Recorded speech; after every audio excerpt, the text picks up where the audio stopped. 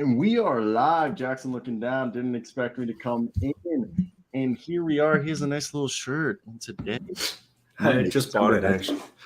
Yeah, it's cute. It's cute. What is it? Vineyard Vines or Southern Comfort? It's RLX. I didn't know that when I got it, but What is RLX? right. Lehigh Xavier University. What? It's just a brand. Oh, okay. Yeah, I'm over here like you're speaking Chinese, bro.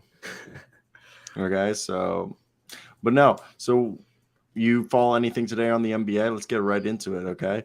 And it's been active today. A lot of news is starting to go, and you can hear the chirps all over. First off, CBA stuff. We're hearing that they're trying to get equity for the players, basically to help them from, to establish like a fund and help former players get, into ownership groups, as well as setting up a thing so less players go broke. And is like the whole thing. That's pretty cool. They're lowering the draft age from 19 to 18. That one's cool. And I think that's about it. Like the rest of the stuff is like mental health stuff and just not boring stuff. But if you're really into that, like we could go into it, but that's not what the general public really cares to hear. So besides give a shit about the general public. No, but I want to hear your thoughts down below, or just Jackson. Yeah. I always, when I'm editing these, I always laugh at that right away because it's you usually say that before I come in. I just always laugh at it. You like that one. All right, so yeah, we have a few things on depth, but mainly there's been some Spurs talk, some Spurs around this one man, a guy who I believe is the 5th best defensive center in the entire NBA, but he's also the name of a segment that we play every show now, and we'll get this segment out the way. So Jackson, let's pull up your beloved. Yeah, what's up, Shade? What's up, TP from outside Toronto? And here we are, Poeltl, ladies and gentlemen. Woo!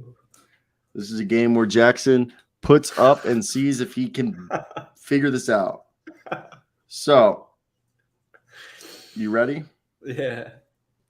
All righty. Never been more ready. Never been more ready. Wow. Yeah. Confidence. What is it? Confidence killed the cat or something? I don't know. I'm feeling amped. I'm doing a fast right now. I want to hit 96 hours, but I think that's way overboard. I'm only at hour 17. Without eating? Yeah. Basically, I ate peanut M&Ms at 11 p.m. last night. Just haven't eaten. That sounds incredible. I love peanut M&Ms. They're so good. They're so fucking good, so dude. Good. They're like crack, if crack was a candy. Okay? So I'm with you, dude. I fucking love peanut M&Ms. But let's get right into this Poeltl, okay? And let me hear your guess, and let's see who's this silhouette.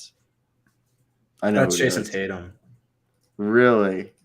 You don't think that's Jason Tatum? I have 2 guesses. Is it Devin Booker then? He's in the East. Okay, so this took out. He's below 6'8", so yeah, I have my guess. Wait. Oh. I hate when you get it. Boom! Suck this dick! I hate when you get it. You hate that I got that real quick. I hate when you always get it. Like on my first try? No, in general. But no, I knew it was Sadiq Bey because of the facial hair, and if it wasn't Sadiq Bey, it was going to be Pat Williams. Dude, look at his – he's got a good jawline. Look at that. He definitely works out his neck. He's got good broad shoulders. Okay.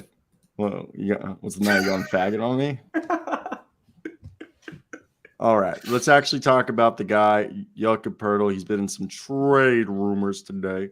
And I've always contested that I think Jakob Poeltl's, if not the most underrated center in the entire NBA. For his defensive capabilities, this man does stuff that other players can't do. This guy had a career 13.5 points, basically averaging a double-double while almost 2 blocks a game. Bad team. What? You're calling the Spurs a bad team? The Spurs will make it into the play-in again. Wow. I like it. Cool.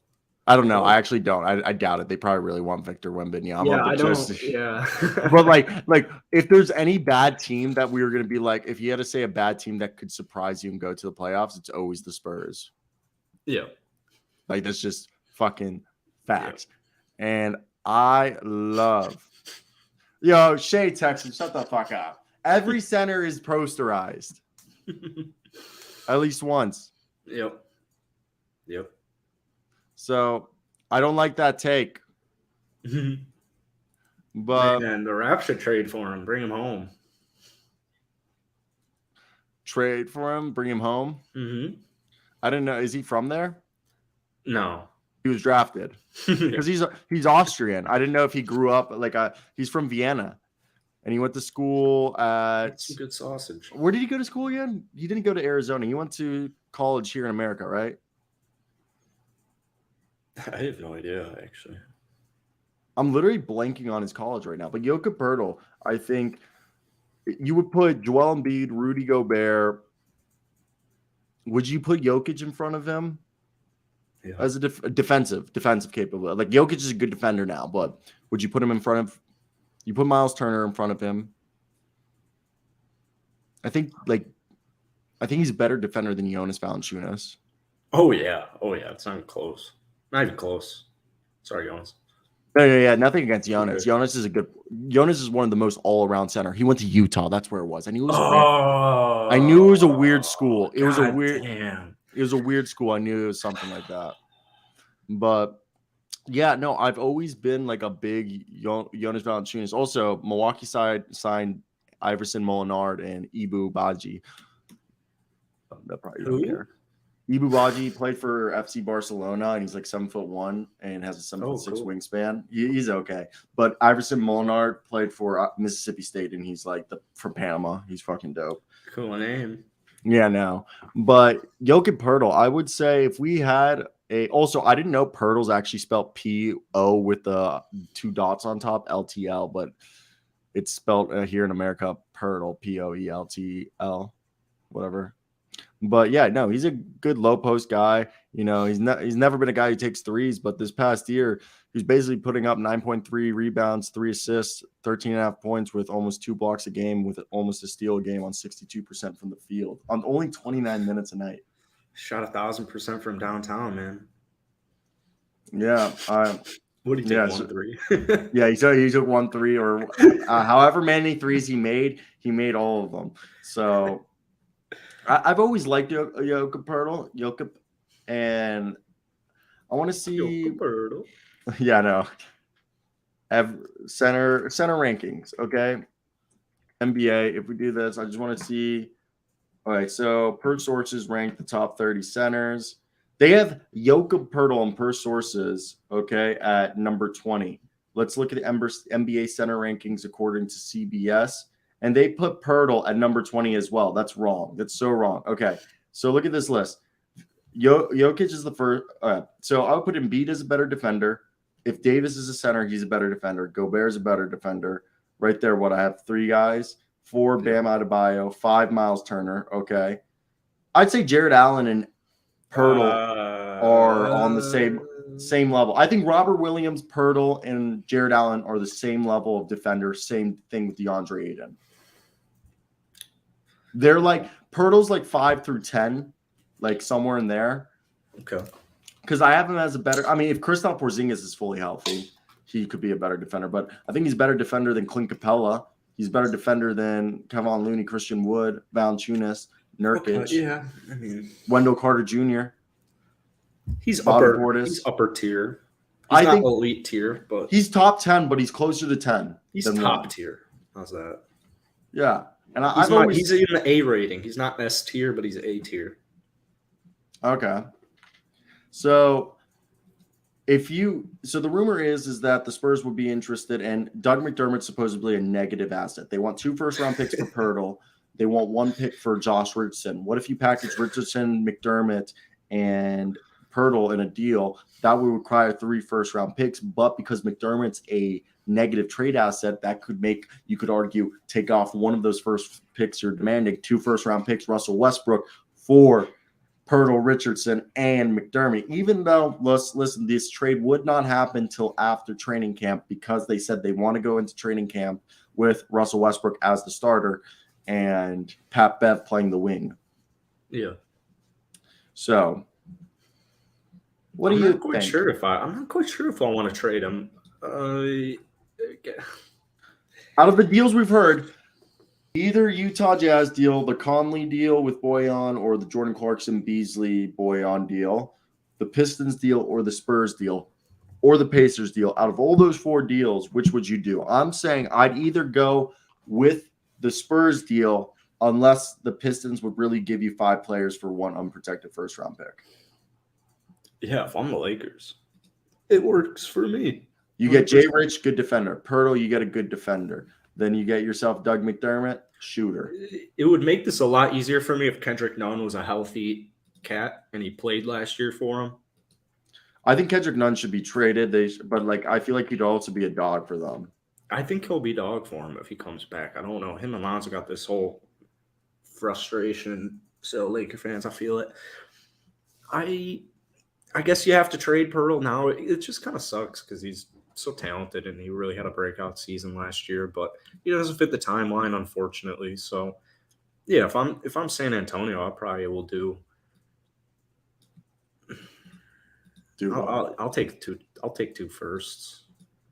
You'll take 2 firsts and get rid of those 3 cats.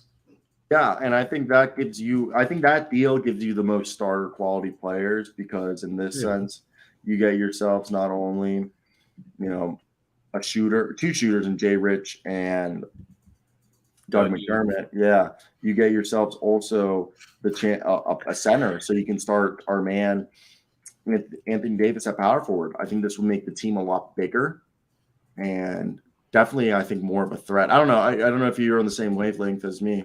Yeah, I want to see Russ at starting point guard, and I want to see Davis at starting center, but that would be – I would do that. I remember when we drafted Doug McDermott, and it was like, come on. Oh, yeah, he was drafted by Chicago.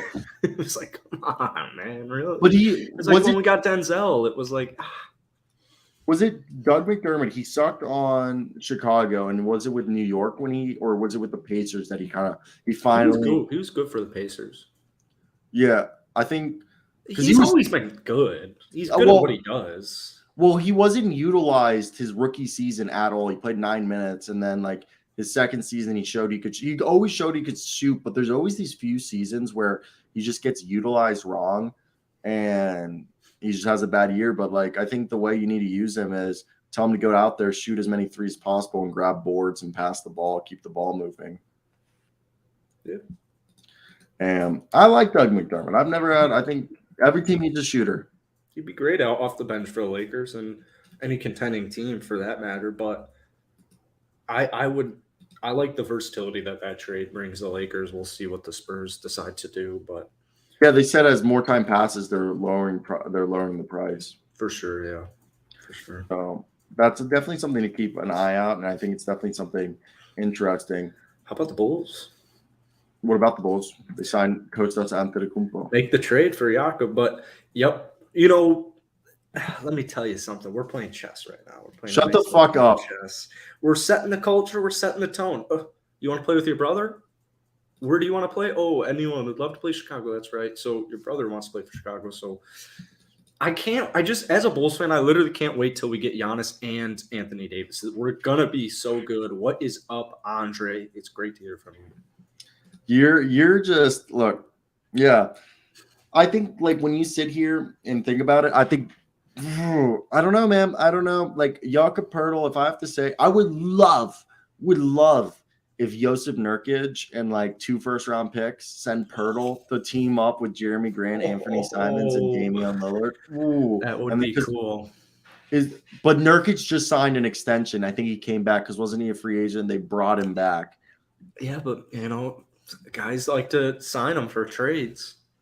Yeah, I know, but I don't. I don't know if that the Spurs. Yeah, from the Spurs standpoint, I'm not quite sure what that's going to offer me. Yeah, if Nurkic was expiring, that deal could happen. Yeah, there we go, Andre. But no, so definitely, I think another team you could look around. I mean, the Clippers,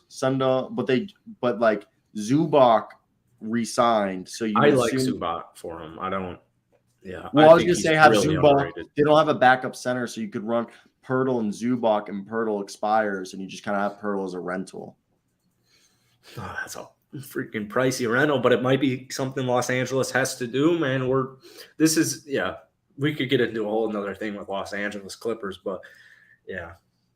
I think really the Raptors would be a great fit. Like realistic teams, the Raptors would be great. I think if Milwaukee, I think Brook Lopez is an expiring contract. If Brook Lopez and some picks want to be involved for Poeltl, I could see that being something. And I think there's a That's an enticing one, man. I know you know what Juancho did. I know you know what he did. If you imagine like Juancho and Josh Jackson, imagine these young cats really ball out for him. I don't even want to discuss an OG Anunoby trade today. I don't want to. I'm just saying. I'm just saying. No, I think it's definitely something to look at. And I think Poeltl is a guy that should be coveted a lot more than people are acting. Like this is a guy that really like maybe he is close to his ceiling, but he's the type of center that are on championship teams. This is the type of guy he gives you consistently 10 to 15 points a night. He'll grab his 10 rebounds, and that paint will be protected. But you know the most important part? What? Jakob Poeltl in his last 5 seasons, the least amount of games he's missed, or most amount of games he's missed is 16. That's actually really impressive. His lowest games in the last 5 seasons, outside of his rookie year, he's been in the league for 6 years, 66 games. So that's wild. Yeah. That's just being incredibly healthy. You know, we always say the best ability is availability. Hey. And that's always been a thing. And it's just time in and time out, we see it again. And I think Poeltl, he's the type of guy that if a team has like a bad interior defense, he will like, why do you think all these years the Spurs still are good at defense? I mean, first off, they have a fantastic coach and Greg Popovich, but they have guys like Poeltl who have anchored the defense. And people forget that Poeltl's only 23, 24? 26. He's 26? He might be 27 now, yeah. Poeltl's that old? That's why you got to trade him, yeah. That's what sucks about it. It just doesn't 26. fit. Holy fuck. It just doesn't fit. Dude, he's been in the league since 2016? Oh, yeah. Wait, he played Toronto 2 years? He played 2 years in Toronto? Yep. Holy fuck, dude. And they have Giannis, too. So this guy took 4 years to develop in the last 2 years. Like, damn. I think it was, yeah. And also, I don't know if we want to, develop. Yeah, fair, yeah. They also, LaMarcus, I guess when he was finishing up with San Antonio was still a very suitable start. I mean, even won an All-Star in 2018, 2019. So I guess he didn't start starting until 2 years ago. Yeah, no, I'm just still mind blown by this. I didn't expect getting old, man. Damn, but okay, so that leaves me with the idea that we're gonna have to is he really worth 2 first-round picks then? No. Yeah, I don't know. I don't know. Like, I don't want to undervalue him because I've literally played the Poeltl trumpet like ever since every time we talk about the Spurs, I'm like, Poeltl is like a top defensive center in the NBA. Like, I think he's really underrated. But he's even got his own game. Look, I think, hey, I'm Thomas. I hope you're doing well. Sorry about that. But my condolences. And first off, I think Poeltl, if Miles Turner goes for 2 first-round picks, Poeltl's worth 2 first-round picks. But if Miles Turner, I think they hold the same value. Even though I think Poeltl might have a bit less value than Miles Turner because Miles Turner has more of an offensive game. You're just not getting to for Miles Turner. They've wanted this for years. You have no faith. You're just not. Maybe You're if he not a stays Turner healthy. believer. You're not. I'm a Miles Turner rooter. I don't know if it's gonna happen. Let's talk about a different guy. His name is Patrick Beverley. And guess what? He might only be 6'1", but he's the newest wing in the NBA. Pat Bev wing. Okay? You're about to get, dogged by a guy 6'1" playing the wing. Okay? And every time I just think about that, I just love the idea of Patrick Williams just going up to Jason Tatum and annoying the shit out of him for like fucking forever. And I'm all for it. I'm here. Okay. If I have to be honest, I actually just found the picture that I love. I love this picture. Look at this. This is Pat Bev at the fullest. Pat Bev the wing. Okay. You don't like it? I love it. All right, let me read you. Glad you're coming around. Let me read you this. Oh, yeah. I think they're a championship team now because they have Patrick Beverley playing the wing. There we go. Clip that. Out of context, Cyro. TikTok account. Yeah, I will delete that goddamn video if it ever was uploaded. This team is. Don't get me wrong. I love LeBron. I mean, am I a little bit jaded by the Lakers because I am kind of a Celtics fan? Sure. Yeah. What? Oh, because your dad. Yeah, my dad's a Celtics. Hey, look at your memory. Yeah. For a second. Yeah, my dad's a huge Celtics fan. So I watch a lot. You off the weed? Yeah. Not my choice, but I like it. That sucks. With Westbrook poised to remain as a Laker with new coach Darvin Ham opens his first training camp as LA's new coach. Sources say Beverley is regarded internally by the club as a 3-and-D wing and not as a point guard at this stage of his career. The Lakers, in other words, see Westbrook, Schroeder as their point guards as September 18th, and the likes of Beverley, Kendrick Nunn, Austin Reeves, and Lonnie Walker IV as 2s and 3s. Wow. What do you think of that? I recommend they watch some Toronto Raptors film or something. Oh, they just said, hey, Toronto, y'all like going big? We like going small. We like the small boys around here. Yeah. Well, we'll see. If there's going to be a 6'1" point guard that you can put at the wing, it's going to be Patrick Beverley, but we'll see. I'm looking at Pat Bev's wingspan. I feel like Pat Bev has long arms, but at the same time, he'd be a guy they're long. 6'7", 6'8". Oh, 6'7". Good guess. And I look. Who's running the fucking Lakers? Yeah, who's Rob Pelinka? I have a genuine question. Does Rob Pelinka understand this? I don't. Like, for me, my whole thing is, give me 1 second. I'm grabbing something, aka my nicotine stick. But what I'm saying is that, can you hear me? But no, what I'm saying is this. Look at this. The problem with this, look at Troy Brown Jr. Troy Brown Jr. is a good old wing. You got yourself Austin Reeves is 6'5". I can understand playing him at the wing. Maybe Lonnie Walker. Lonnie Walker's been put up at 6'4", but Lonnie Walker's probably closer to 6'3". And God damn it, I need to play basketball. I haven't played basketball since Friday. But wake up at 5. I know. No, I slept through my alarm this morning. I'm going to wake up at 5:45 tomorrow and go from 6 to 7:30. Put in some work, some dribbling drills. But look, I think if they're going to make this work is, I don't know if you remember when the Milwaukee Bucks a few years ago, people were like, what is this defense that they're playing? And you remember this defense where the Milwaukee Bucks came up with a defense, and this was Darvin Ham who came up with this defense. No twos. They'll let the other team score as many threes as possible, but they're not going to allow them get into the interior. So you remember for a few years, the Milwaukee Bucks were one of the best 2-point field goal teams in the entire league, where they're like, you can beat us by shooting threes. They were like, we'll live with losing games by you out shooting us by threes, but we will make it impossible to score a 2-point shot or anything in the paint.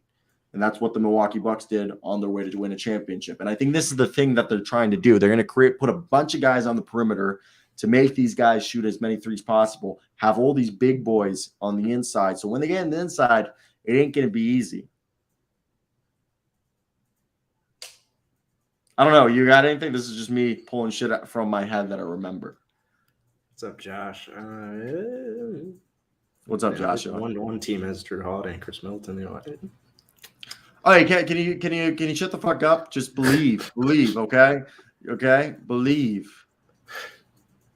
Do you believe in life after love? Yeah. But no, I think.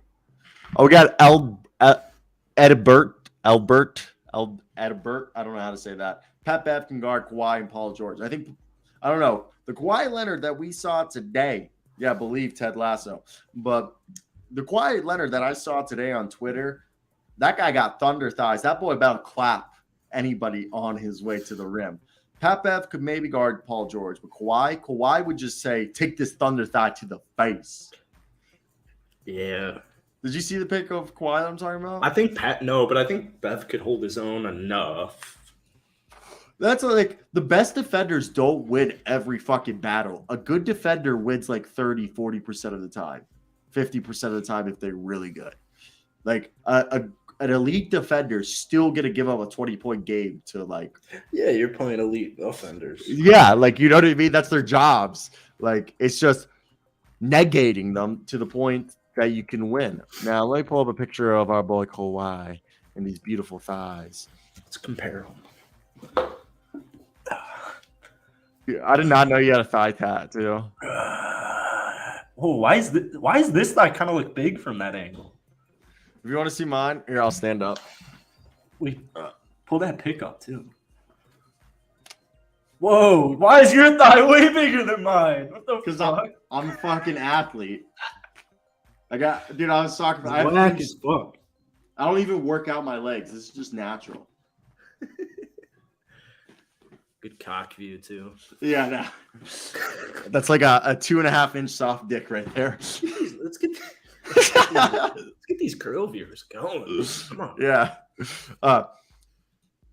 Boom. Jesus Christ. Yeah, supposedly he's bulked up to prevent lower body injuries. Thank God. Oh my goodness. That's huge. That's huge. He's like Saquon Barkley. Yeah, dude, literally. And like this was posted by the Clippers Twitter. Like this isn't Photoshop. This is like Clippers Twitter. Thigh is huge. Like literally Kawhi's thighs are my thighs combined. I think I'm gonna get off of this fast now. I want that. I want that thigh. That thigh? Like, dude, that thigh is humongous. Yeah, that's a thigh. My favorite quote from Bill Parcells is like, good football players got fat asses. The fatter the ass, the better the football player. Yep. He's trying. Yeah, dude, Andre, you're literally he's got the Jerome Bettis legs. Like he's fucking Derrick Henry out here. Yeah, he heard Rams might need some extra depth. Yeah, no. Yeah, quick draft Kawhi fantasy. It won't last long. Yeah, I'm taking him one. Dude, but no, I think obviously we've said this, and I'll continue to play the Clippers horn until somebody gets hurt. But if the Clippers are fully healthy, this is when we make we'll probably the week leading up to the season, we'll do predictions, like award predictions, season. Yeah, we need the injuries to come in, unfortunately. But no, we'll do our full predictions. So then midway through the season, and then at the end of the season, we can react to our shitty takes, and I'll put it all. We're gonna put it all in a Google Doc, so we don't have to go back and watch the video. We can just pull up the Google Docs and remember our takes. So then, at this point, look. Again, I'm gonna still say Kawhi's like my top guy over here. So. Top G, top quad. Yeah. But yeah, God gave me tiny arms, but he gave me huge thighs.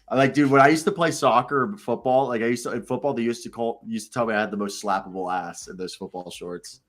And plus I used to roll up my football shorts too, like fold them up when we didn't have pads. Nice. And in practice.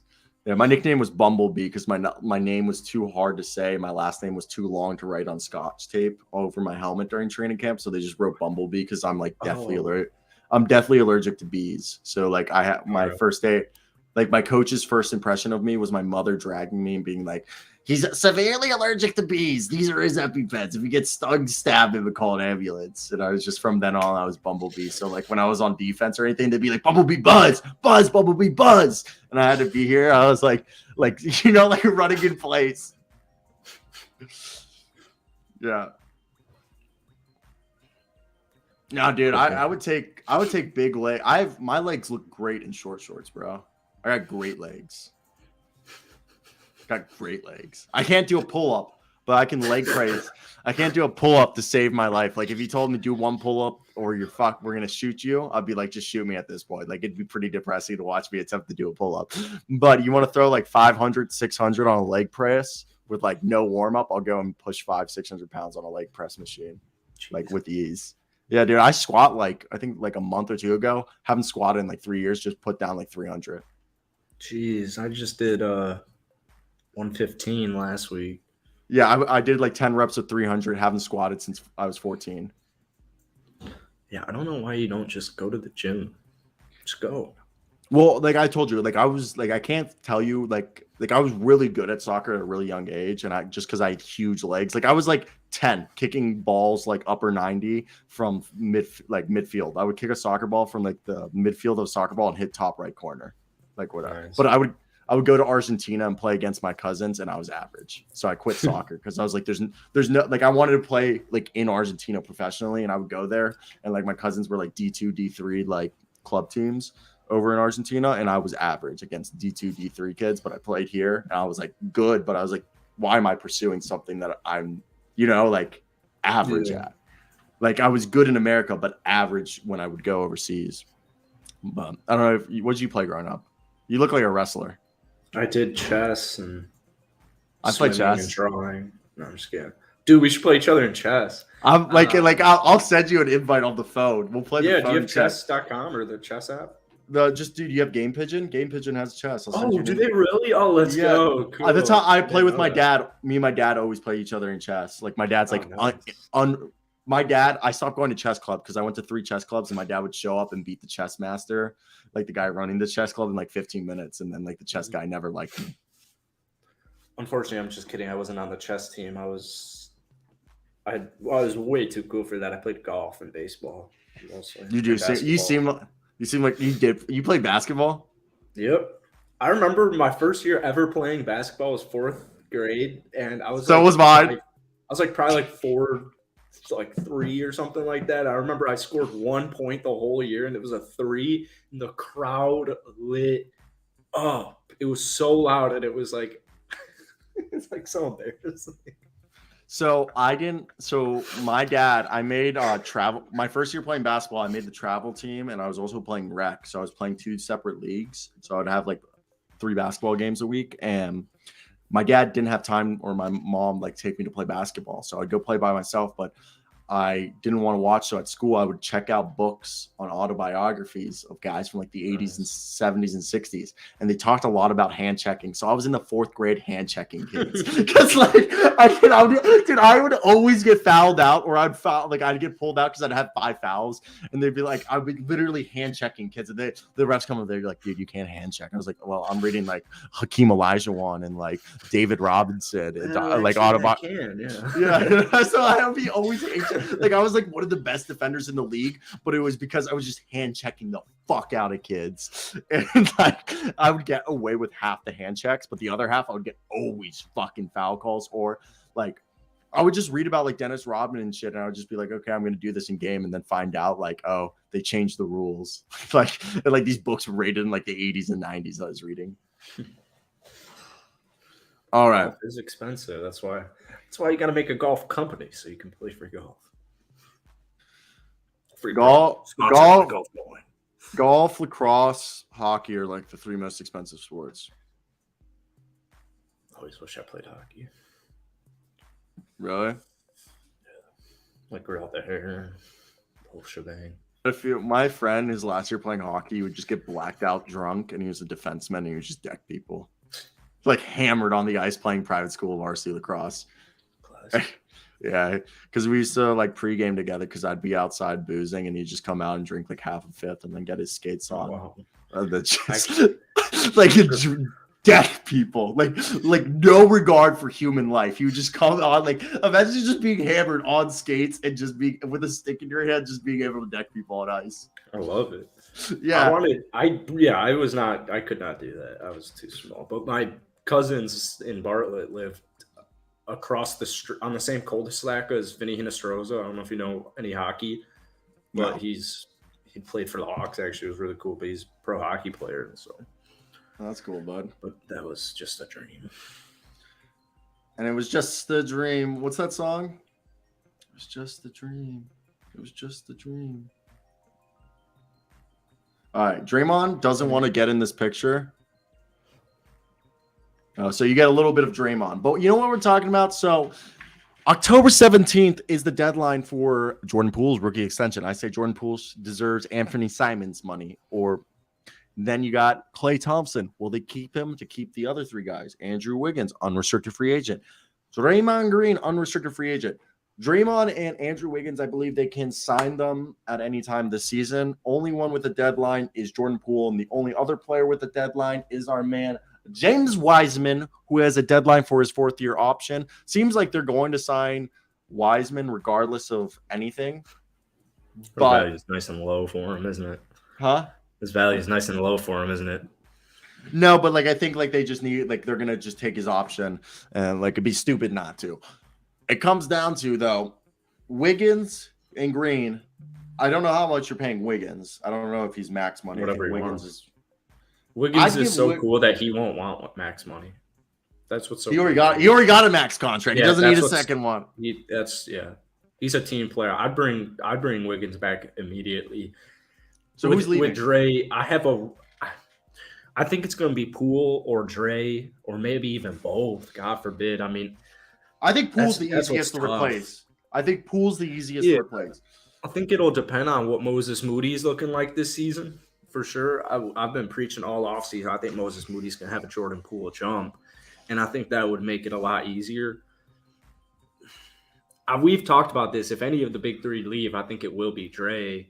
He's not afraid to leave, but I don't know, man. That's what makes like what they've done so impressive is they've been able to keep their core championship players, and they've also been able to find young studs, and it's a real tough situation for them. But I would probably go Poole then Dre, unfortunately, and I don't want either of them to leave, but we'll see, man. We'll see. Yeah, no, I think right here, I think if you had to choose who should you get rid of, I'm going over here. Let's move on. Like if you have to keep Draymond, and I will keep Draymond and Andrew Wiggins. Those are two types of players that are very hard to find. Jordan Poole's a shooter. He doesn't give you much defense. Good two-way players are hard to find. Good offensive players are easy to find, in my opinion. You can always find another guy who shoots. Except if Jordan Poole does what he did that one second half where Jordan Poole went Steph Curry mode, and that happens like regularly next year, and he ascends to like a superstar level, then we would have to revisit this talk, because then it would be like, okay, Jordan Poole is actually a superstar, all NBA caliber player. But right now, I see Jordan Poole like not being an all-star, like just a really good like I think he'd be an all-star if he was somewhere else. Yeah, I agree with that. But the thing is if he was anywhere else, I don't think he'd become this player. Like this is a guy who was a G League player for a little bit. Yeah, he was G League a year ago, almost a year ago. I think what he did in the playoffs was super, super cool. I mean, this man was. Who are you more fearful about not taking the jump? Okay, so I'm going to put the three guys in here. Will Andrew Wiggins be able to reproduce his playoff run, or at least 75% of what he did during the playoffs? Because I know that's asking for a lot for an entire season. Will Draymond Green not fall off a cliff because he's getting up there in age? And we've seen past seasons where when he's not fully, I don't know, like healthy or whatever, he's not his best. And will Jordan Poole, continue to ascend? And fourth, James Wiseman, because we have to remember in this conversation. Also, Klay Thompson, too. Will Klay Thompson be the same guy he was last year and just continue to improve and show that he's not going to regress anytime soon. So I think there's 4 guys right here: Wiseman, Poole, Thompson, 5 guys really: Poole, Thompson, Wiggins. Because you could argue that, okay, let's keep Wiggins, Poole, and Green, but we're gonna have to give up on Thompson because we need to move that salary. And we're like, okay, if we keep Poole, it's because we're replacing Thompson with Poole, and we're hoping Moses Moody and Jonathan Kuminga in turn can also replace Poole's off the bench production. Yeah, so it's so depressing, kind of. It's so depressing. Yeah, I wish Klay was on his last year. Actually, I think he'd take a restructured, team-friendly contract. But the thing is with Klay, I don't think that Klay. I don't think he played bad in any way, shape, or form last season. To my knowledge, I think he started off wrong. His first third of the season was bad, but then once he got back into it, didn't play for 2 years, and I think that Andre said it best.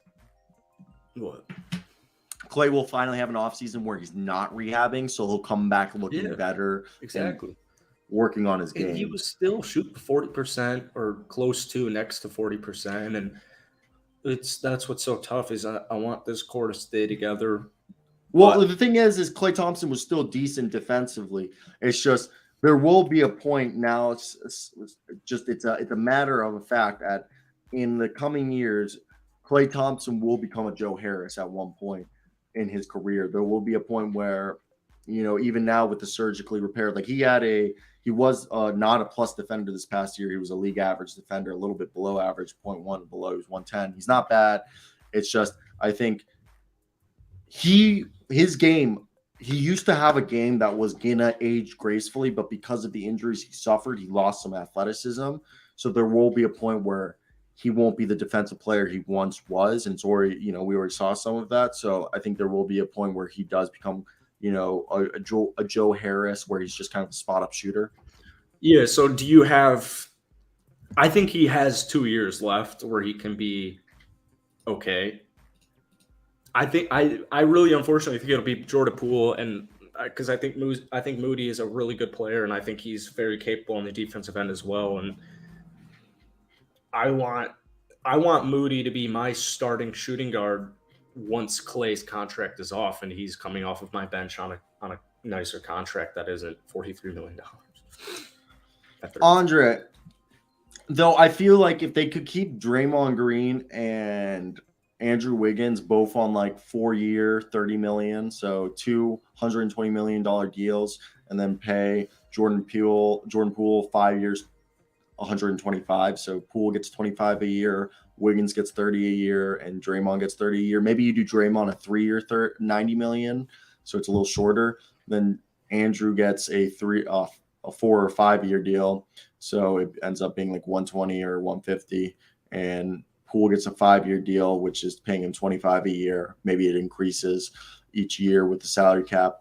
But I think there was a point where Thompson, if Moody and Kuminga look good, I think you'd get more draft assets trading Klay Thompson in the next 2 years than trading Draymond Green in the next 2 years. I think you could get yourself 2 or 3 first-round picks for a 34-year-old Klay Thompson. I'm not trading Klay, or I'm not trading Dre. I mean, Dre was going to be the defensive player of the year had he not gotten injured. He was going to be the defensive. Oh, 100%. Yeah. And they had the best defense in the league until he got injured. And Boston. Statistically, it was Golden State. Really? So, yeah, Dre and Klay are the same age. I just can't get – Dre offers me way more than Klay Thompson does at this point in his career because of what he does for me defensively and even culture-wise. So you agree that if one of them does get traded, you are trading Klay? If I had to. If you had to. If I had to, yeah. Gun to the head, yeah. Gun to the head I'm so sorry, Klay. Yeah, Klay would be like, let's say you extend everybody on this here. You've extended James Wiseman. You got Curry, Poole, Wiggins, Thompson, Draymond, Wiseman, all under contracts, and you're like, we have to trade one of these guys at 34 years old. You taking 34-year-old Thompson to trade, or are you trading 34-year-old Green? I'm agreeing with you that I would trade Thompson because it is harder to replace Green. And having Green, the longer around you have Green, the better James Wiseman will be defensively. And this team, all the young guys. I need a replacement for Dre, and I need the Warriors to start finding that. I know it's not possible, really, realistically. You can't. There's not another Dre. Yeah, that's literally. It's like Dre. Who's a player that was like Draymond Green before Draymond Green? You would say, fuck, man. There hasn't really been like a guy like Dre before Dre. That's what makes Dre. Yeah, like you could maybe say Dwight Howard, but prime Dwight Howard. But Dwight Howard was completely different and he didn't guard the perimeter like Dre. Yeah, exactly. Dre, and especially culture-wise, it's really hard for me to even think of a guy. Rodman, but Rodman wasn't Dre. So yeah, and Rodman, he was a great defender, but Rodman was more known for the rebounding. And then Rodman didn't have the offensive game that Draymond had. Yeah. And same thing with Dwight Howard. Like, I will agree. I will say this, that I think prime Dwight Howard, when he won 3 defensive player years in a row, is arguably the greatest shot blocker I have ever seen in my life. Okay. Like, that man was 6'9", blocking like 3-4 shots a game. Okay. And I think you really think LaMarcus Aldridge, like Andre, my vision of LaMarcus Aldridge is skewed because I only saw LaMarcus Aldridge as a offensive minded guy who coasted on defense, but I know younger Aldridge was a good defensive player. I think, Ben Wallace was insane, but again, not the same offensive game. And I don't think there's been a guy who's been a 1 through 5 defender like Dre is. Dre can guard guards. Dre can guard wings. Oh, I like Charles Barkley a lot, actually. Yeah, but Chuck was only a good defender for the first half of his career. Draymond's been for the whole thing, I like AC Green. AC Green, yeah, but different era of basketball. Different era of basketball. I was trying to say more modern, like 2000s, and like there hasn't really been. Maybe Sean Marion. Sean Marion. Maybe even like a budget PJ Tucker. Possibly. Like PJ Tucker's the budget version of Draymond Green, which is so shitty because PJ Tucker's so freaking good. But that's I think how better. Yeah. Unique Draymond Green was and is. A younger Davis who. But I think, Draymond Green's arguably a taller version of Tony Allen. People forget Tony Allen was the score first guy. Oh, Ron Artest. Yeah, Ron Artest was another great guy. Boris Diaw. Boris Diaw was awesome. It's funny how Boris Diaw, Dale Davis. The other Davis. I was, for some reason, I thought you said Terrence Davis. We were meaning Terrence Davis. But no. I just think Dre would be harder. And keeping Dre around will instill the defensive culture that is needed. Klay Thompson, as great as he is, there's a premium on shooting. He'll be easier to move. And I think, I think Draymond Green, you got to keep him because Draymond Green will just keep this team defensively good for us. Even if he was hurt and wasn't even playing, Draymond Green just being on the sideline just carries so much. Now, so over here, what did I send you for? I said that word. What did I send you as our list? A quick Emoni Bates, maybe. Oh yeah, that's kind of shitty. I don't. So let's pull that up and let's actually talk about that. That's a good wrap up. I don't really have too many comments on it. So do you know the story? Yeah, it was not in his. Or it was in his car. It wasn't. Wasn't his car. Wasn't his car. It wasn't. It's so not. Where was it? He was borrowing a friend's car, and he brought it with. So let me pull this up. I don't really even want to. I don't know Emoni like that, and I don't even know too much about his background. I'm imagining it's much deeper than. Oh, 100%. Yeah. So it's just shitty. That's just it's super shitty, and I'm sure this is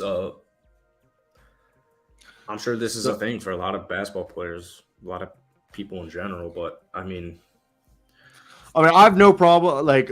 I'm all for the right to bear arms and all that shit, but like, I'm also very like I'm all about gun control at the same time. Like, Yeah, you're also not a top prospect in the yeah, NBA or about yeah. to be in Thank you, college. thank you for letting me know that, you asshole. So basically, you're a piece of shit, and Emoni's Oh, cool. He's got a promising career. I'm just kidding. so I'm going to tell you guys a story. My dad used to own, not used to own, but used to run when he first came over to the United States in the early 80s, an import exportation business of luxury cars to Europe and Argentina. At one point, they were moving about 500 to 600 cars every 6 months, from Rolls Royces, Corniches to Lamborghinis, Ferraris, 1960s, 70s. Stingray Corvettes and shit like this. And they had the younger brother of his partner in the business had a friend borrow his Porsche for a few days. Friend brings back the Porsche. My dad's partner's brother gets back in the car and starts speeding down I-95. Gets pulled over. Cop says this car has been seen in alleged places. Can we search your car? Searches the car. There's 12 kilos of cocaine. And my dad said, like, they didn't know for sure, but from like everyone testified, this kid had never done anything except smoke weed and drink a little bit. It was a college kid at UM. Kid went to prison for 25 years for cocaine possession. What race was he? The Cuban American Jewish in Miami, and he went to jail. My dad's partner's younger brother went to jail for cocaine that everyone swore was not him. Obviously, my dad, when he told me stories, like everyone swore he never touched this stuff, never did. His older brother, his parents said, later friends, everyone said had never seen him do cocaine. But obviously, people are good at hiding stuff. But that they swore that the guy who borrowed the car left it there, and people assumed that like he left it there, and the cocaine was supposed to be picked up before his friend got the car back. But I guess maybe he got the car before the cocaine get picked up, and he got arrested for like 12 kilos and went to jail for 25 years. He got out, I think, in like 2010. He was in jail from like 1985 till like 2010. He got prisoned at 22 years old or some shit like that. Jeez. And yeah, and like, like, I don't know. So let me read it. Just my dad always told me, if somebody borrows, he's like, first off, never let people borrow your car. But if you do, check your car after someone borrows it. And B, if you're borrowing someone's car, always check their car for nothing in the car, or ask them if there's anything in the car. But let me read you what happened. Eastern Michigan forward Emoni Bates was arrested and charged with 2 felony guard charges after a traffic stop in Superior Township, Michigan on Sunday, according to the Washtenaw County arrest records. Washtenaw County deputies pulled over Bates, who this year transferred to Eastern Michigan, for failing to stop at an intersection and found a firearm during the investigation. Local TV station WXYZ-7 reported. The 18-year-old Bates was charged with carrying a concealed weapon and altering ID marks per the arrest record. That's fucked. And taken into custody at the Washtenaw County Jail.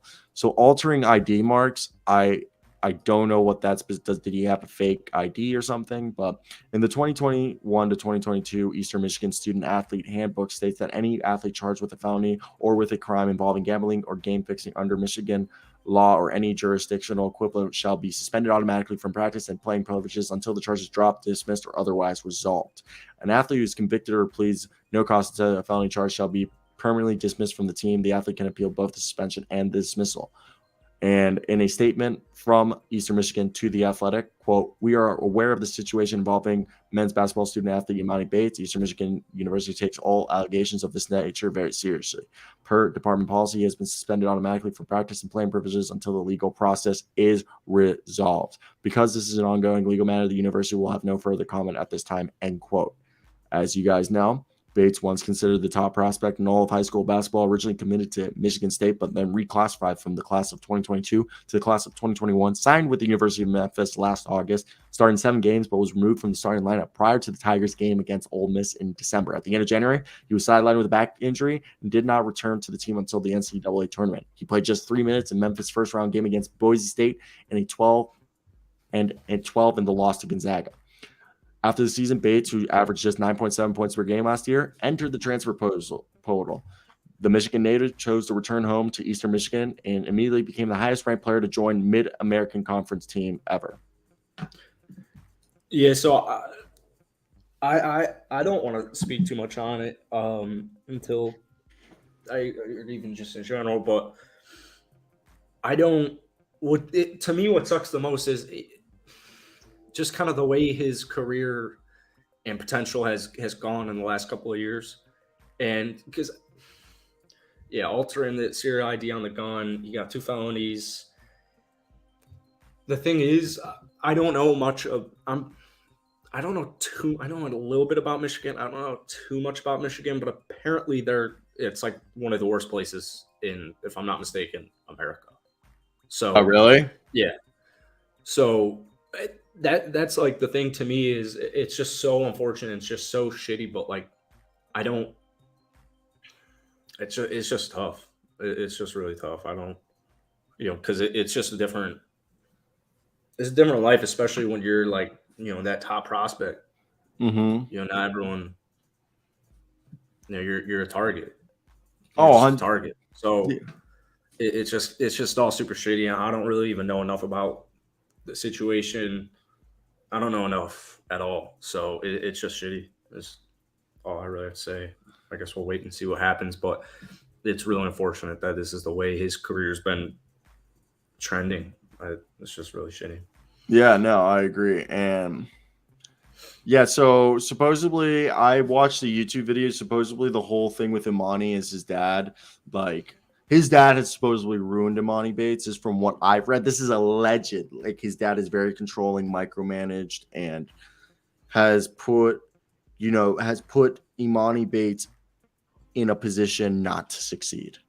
And a lot of, from what I've read and videos online, shout out to all 15 people watching.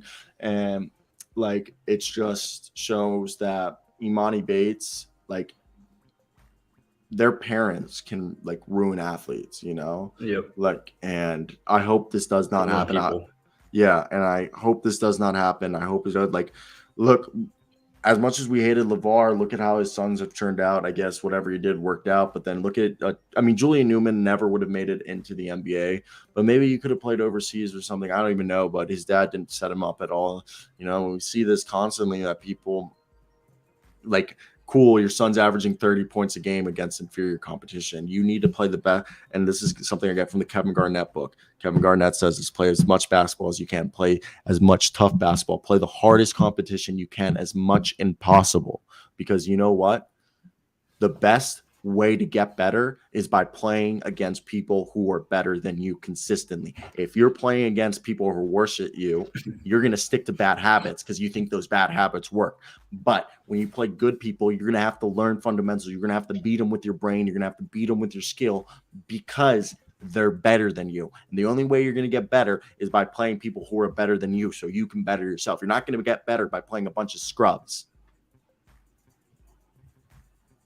Like, why do you think like when I go to the rec, yes, I'll play against kids who are lesser athletic than me, but like I rather more focus on working on my game. And then when guys who are like, I can tell play, who played AAU or played high school basketball, who are like 6'5", 6'6", 6'7", ask me to play, I'd rather play with those guys than a bunch of guys who are like 5'9", 5'7", 5'8", that I'm equal athletic or thing, because I know I'm going to play well against those guys and dominate them, but I'm not getting better. I know if I'm playing against these taller dudes, these guys who actually played competitive basketball, I need to do more without the ball in my hand. I need to make sure when I do have the ball in my hand, I'm making quick decisions, smart decisions, and not making a fool of myself, so I can play more with these guys that they'll invite me back, but I'm also making myself better. Same thing on a grander scale when you're playing college hoops. You can't just go, oh, it got hard at Memphis, so I'm going to leave. No, stay at Memphis, show you have that dog in you, get your boots dirty, put your head down and work.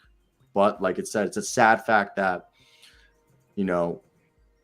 people's parents can ruin them, people's environments can ruin them, or even the wrong mindset thing. You're like, oh, I'm athletic as hell, I don't really have to try. Then when you get up, yeah, you might have been the best player at high school, but most of the time, everybody on your college team was the best player on their high school team, or the second or third best player on the high school team. Then when you go to the NBA, everybody in the NBA were the best player on their college team, best player in their state. Okay. Yeah. The 15th guy on the roster was probably Mr. Illinois or Mr. Iowa. Okay. Yeah. Even though he's the 15th guy, warming the right bench of the whole thing, he's still one of the best basketball players in the world.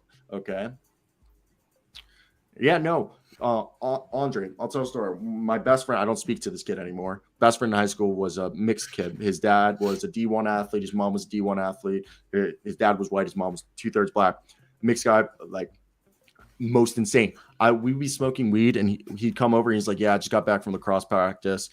He got pulled up to varsity lacrosse freshman year, pulled up to varsity basketball freshman year. They were and like they were trying to get him to play football. Everyone was telling us like, if you just put your mind into it, you could be D1 basketball, D1 football, D1 lacrosse. Because like we were in 12 years old, and he was pulling out mid-game 360 layups at 12 years old and shit like that, and like was able to dunk by the time we were like 15, 16. Kid just started smoking weed and stopped caring about school. He was kicked off all the varsity teams by sophomore year. Has like 3 DUIs. Yeah, man. My thoughts on weed are changing a lot. Yeah. No, like weed. Huh? What are you gonna say?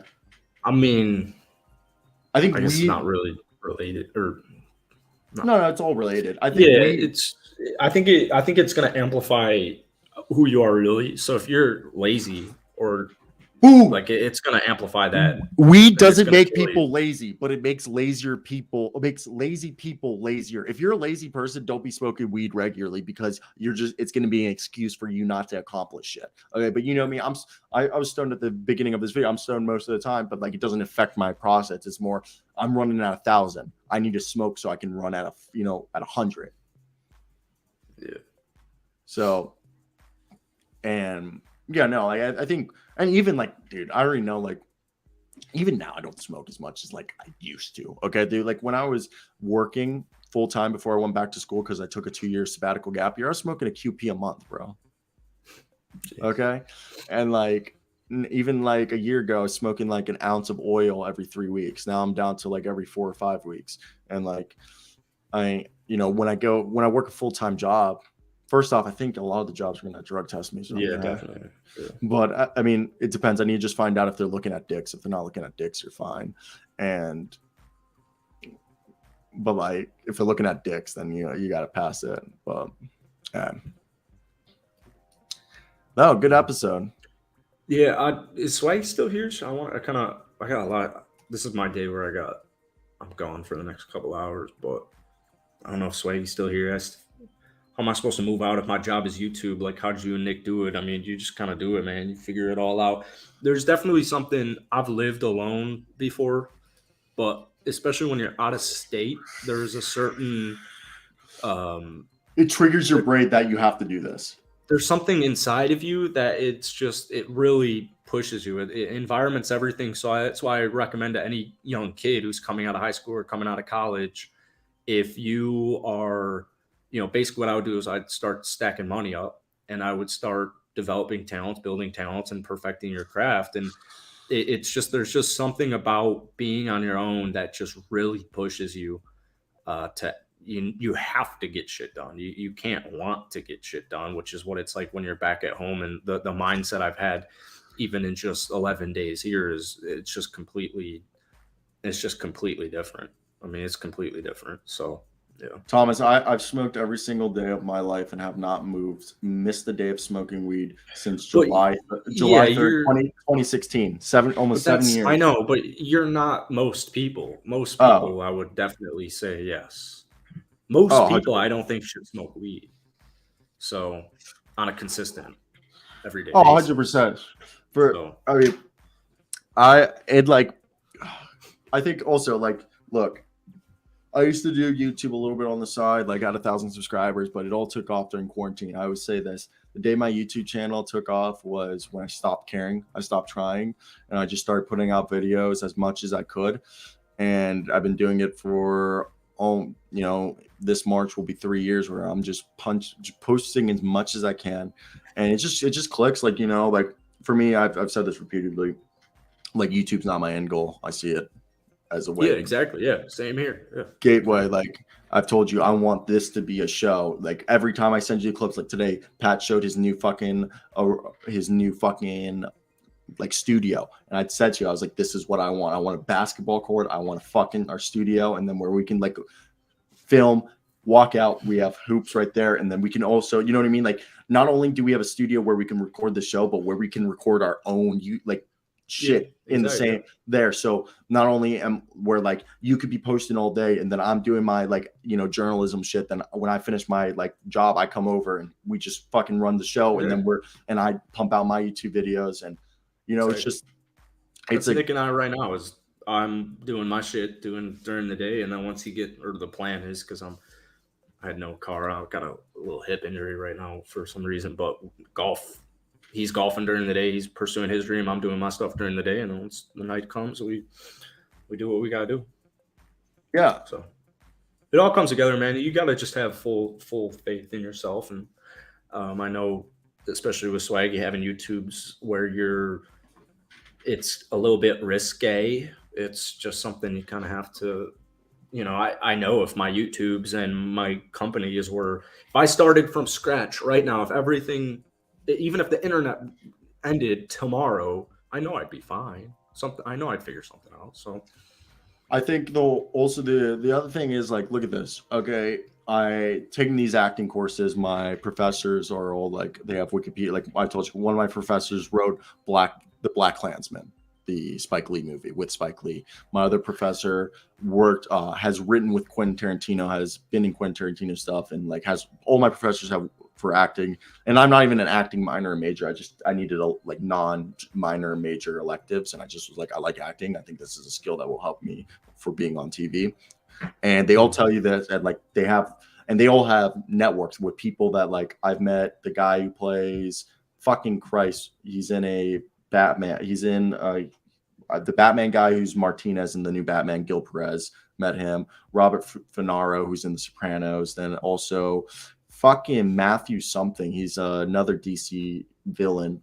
But they all say this, like if you really want to make it into like TV, like acting, you just got to go for it. Like you have to go for it. You got to like everyone move to New York or move. Like if you want to do theater, New York, Chicago, LA, or if you want to do TV, New York and LA, and go to as many acting boot camps, Meisner trainings, go to as many auditions, just get your name, network, meet people, write, do all this. And it eventually will happen. Same thing with YouTube. Put as much shit, do as much as you can, write, put your name out there. Because like we always say, Rome wasn't built in a day. And like they say in the movie Field of Dreams, if you build it, they will come. If you build it, they will come. Like right now, I'm thinking about starting a KU football, Rock Chalk football podcast. 3-0, baby. Yeah, 3-0. And there isn't that much, you know, KU football shit out there. And I have a bunch of friends who are really into KU football. And we're doing well this year. And I have a media pass. Like I'm about to be at the Duke KU game on the sideline, you know, right behind both, like literally seeing the butt cheeks and the fucking sweat coming down their necks while they sit. Theoretically, could you record it all? Yeah, I am recording it. You want to see my camera? Give me 1 second. Yeah, you should just start vlogging though. Exactly, Thomas. Though I miss home for sure. And when I was at home, I wanted to get out of there. Man, I really gotta go. Big golf league tonight. All right. This is one side. I put my headphones inside here. I got a 4K camera right here. This is like industry, like this is what you use in the industry. So I got JVC 4K. I got a lav mic and I got a tripod out there. So like when I was telling you, like, how do you record yourself without anyone helping you? I can flip this. So when I set it up there, I film and I hate autofocus, so I film everything with manual focus. But yeah, I'm on the sideline. I'm running around. I'm either holding it like doing some wide pan shots like this, or I'm just getting footage for the show. And then there's a bunch of former KU players or celebrities that'll always be in the booth. So I'm like, I'm always running around. If I see anyone, I'm cracking jokes, trying to make some networking and doing network is your net worth. Yeah, so I go around, I jump around the sidelines, I'm taking footage, just running on the show and shit. I'm trying to figure out how to utilize, because I have this every day of my life for the whole entire semester, because this is part of my capstone. Even though the classic capstone, yeah. Dude, I dropped this shit the other day. Oh my goodness! Look at that shit. Oh wow! Whoa, yeah, I dropped it, dude. Thank God it didn't break. It landed on the mic, dude. No, because I was carrying the tripod, and instead of unattaching the camera from the tripod, I left it on the tripod because I was like, this is fucking easier. Fell. I was like, oh my God, on the pavement. I was like, ah. And like, but no, it's pretty cool. And like, this is what we do. So I'm trying to figure out how to set this up to maybe like have a tube camera, like put it over here. Yeah, it'd be freaking sick. But yeah, what we would do is when we build a suit, we'd probably buy like 1 or 2 of these or like a DSLR and set them up and have like a 5 camera. We'd have a whole board and shit.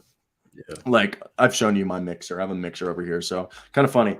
I have a lot of the stuff needed for a studio. Just like no fucking space, you know? Sharif Cooper signed with the Cleveland Cavaliers. Cool. Yeah. You know, I actually I met somebody recently for like loans and mortgages and shit in only 5 states down here in Florida and North Carolina, South Carolina, I think Virginia and one other. I don't know too much about that shit. I just met him today and I thought of it afterward because he was like, "Yeah, if you're ever looking to buy a house, let me know. Or if your friends are looking to buy a house, let me know." I'm like, it's good to know, I guess. Yeah, I felt like if the whole studio thing is we're not paying a dime. The whole studio plan is we will sell we'll sell sponsorship. Like we'll sell naming rights to the building, we'll sell naming rights to our ticketer, we'll sell naming rights to all over the screen, we will sell advertisement. We'll just sell out, baby. Yeah. Just kidding. That's how you gotta do though. All right, yeah, go. Have a great day. Bye-bye. It was a great show. See you. It was a good one. See ya. Ciao. C'est la vie. Au revoir, messieurs et mesdames, mademoiselles.